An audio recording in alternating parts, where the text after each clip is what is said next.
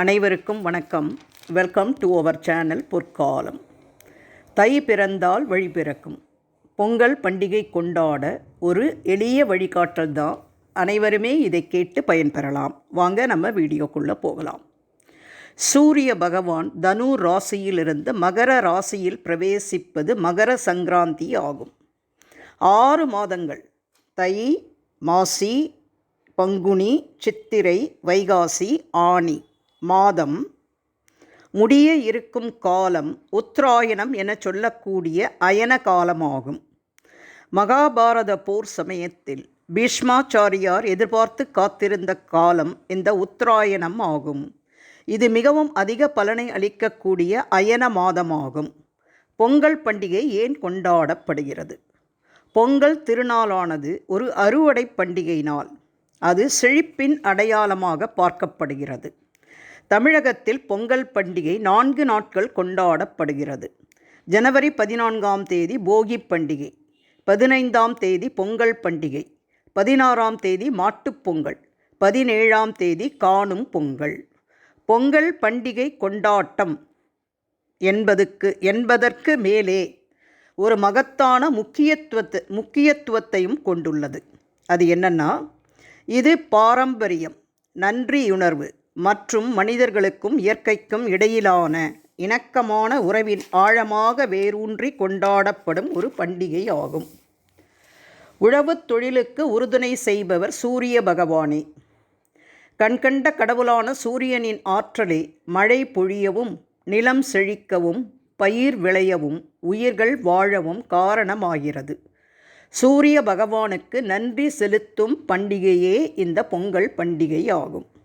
சங்கராந்தி, உத்தராயணம், தேவர்களின் பகல் பொழுதின் தொடக்கமான தை மாதத்தின் தொடக்கமே மகர சங்கராந்தி. சங்கராந்தி என்றால் நகர்தல் என்று பொருள். சூரியன் தனுசு ராசியிலிருந்து மகர ராசிக்குள் நகர்வதால் இந்த பெயர் ஏற்பட்டது. பிருத்தியை நமகா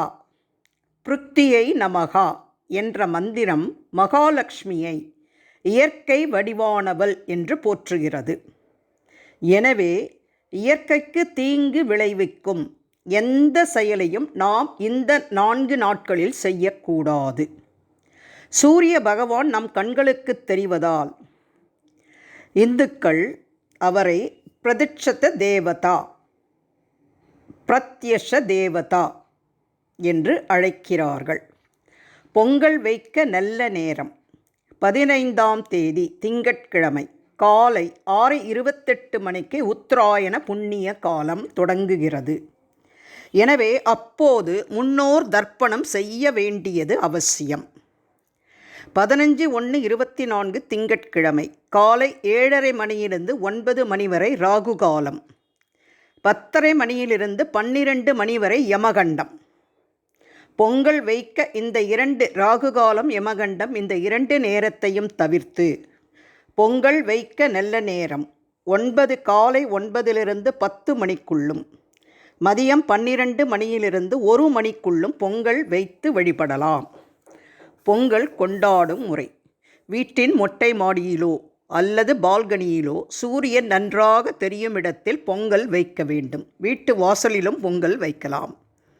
வீட்டு வாசலில் அல்லது மொட்டை மாடியில், பால்கனியில் வண்ணக் கோலமிட்டு, இந்நாளில் புத்தாடை அணிந்து, புதிய பானையில் அறுவடை செய்த பச்சரிசி, வெல்லம், நெய், பால் கொண்டு சுவையாக பொங்கல் உணவு சமைத்து சூரிய பகவானுக்கு படைக்க வேண்டும். சிலருடைய வழக்கம் எப்படி இருக்கிறதோ, சிலர் 2 பொங்கல் வைப்பார்கள். ஒன்று வெள்ளைப்பொங்கல், சர்க்கரை போட்டு வெள்ளைப்பொங்கல். 2வது வெள்ளப்பொங்கல், இனிப்பு பொங்கல். உணவு சூரிய பகவானுக்கு இந்த பொங்கலை படைத்து அனைவரும் சேர்ந்து பொங்கலோ பொங்கல் என்று கூவி மகிழ்ச்சி ஆரவாரம் செய்து சூரிய பகவானை வணங்கி இந்த சூரிய பகவானின் காயத்ரி மந்திரத்தை கூறி வழிபட வேண்டும். சூரிய பகவானின் காயத்ரி மந்திரம்: ஓம் அஸ்வத்வஜாய வித்மகே பாசஹஸ்தாய தீமகி தன்னோ சூரிய பிரசோதயாத். ஓம் அஸ்வத்வஜாய வித்மகே பாசஹஸ்தாய தீமகி தன்னோ சூரிய பிரசோத்தயாத். இந்த காயத்ரி மந்திரத்தின் பொருள்: குதிரை கொடியை உடையவரும் தன் பாச கரங்களால் உலக உயிர்களை ரட்சிப்பவருமான சூரிய பகவானே, உங்களை வணங்குகிறேன். எனக்கு நல்லாசி தந்து அருள் புரிய உங்கள் பாதம் பணிகிறேன் என்பது இதன் பொருளாகும். இந்த சூரிய பகவானின் காயத்ரி மந்திரத்தை கூறி வழிபட்டால் பிறக்கின்ற இந்த தை முதல் நாள் நமக்கு சகல ஐஸ்வர்யங்களையும் அள்ளித்தரும். விவசாய தொழிலாளர்களுக்கும் வீடுகளுக்கு அழைத்து சூரியனுக்கு படைத்த பொங்கல், வடை இவைகளை அளித்து வயிறார சாப்பிட வைத்து அவர்களுக்கு தேவையான வேஷ்டி, துண்டு, சேலை முதலியவற்றை வழங்கி கௌரவிக்கலாம். நமது வீட்டில் வேலை செய்பவர்களுக்கும் இவைகளை கொடுத்து கௌரவிக்கலாம். வீட்டில் உள்ள குழந்தைகளுக்கும் வயதில் சிறியவர்களுக்கும் பெரியவர்கள் பொங்கல் படி அளப்பார்கள். இந்த பொங்கல் படி வாங்குவதற்கென்றே உறவினர் வீடுகளுக்கு செல்லும் வழக்கமும் உண்டு. 3வது நாள் மாட்டுப்பொங்கல். இந்நாளில் விவசாயிகள் விவசாயத்திற்கு உதவி செய்யும் மாடுகளுக்கு நன்றி செலுத்தும் வகையில் மாடுகளை குளிப்பாட்டி கொம்புகளுக்கு வர்ணம் தீட்டி அலங்கரித்து பொங்கல் செய்து படைப்பார்கள். இந்த நாளில்தான் ஜல்லிக்கட்டு போன்ற வீர விளையாட்டுகளும் நடைபெறும். 4ஆம் நாள் காணும் பொங்கல். இந்த நாளில் குடும்ப உறுப்பினர்களையும் உறவினர்களையும் சந்தித்து சந்தோஷமாக கூடி நேரத்தை கழிப்பார்கள். இவ்வாறு இந்த காணும் பொங்கல் அன்று நமது உறுப்பினர்களையும்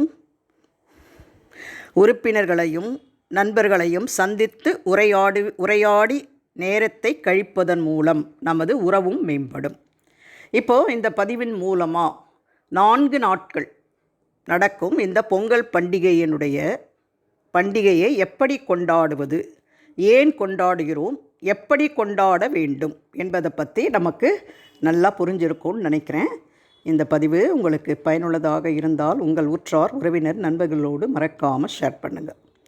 இதுவரை எங்கள் சேனலை சப்ஸ்கிரைப் செய்யாதவர்கள் சப்ஸ்கிரைப் செய்து பார்க்குமாறு அன்போடு கேட்டுக்கொள்கிறேன். உங்கள் இல்லங்களில் அன்பும் ஆனந்தமும் பொங்கிட, அறமும் வளமும் தழைத்திட, இல்லமும் உள்ளமும் பொங்க, இனிய தமிழர் திருநாளாம் பொங்கல் நல்வாழ்த்துக்களோடு இந்த பதிவை நான் நிறைவு செய்கிறேன். வேறு ஒரு அற்புதமான பயனுள்ள பதிவோடு உங்களை சந்திக்கும் வரை விடைபெறுகிறேன். நன்றி, வணக்கம்.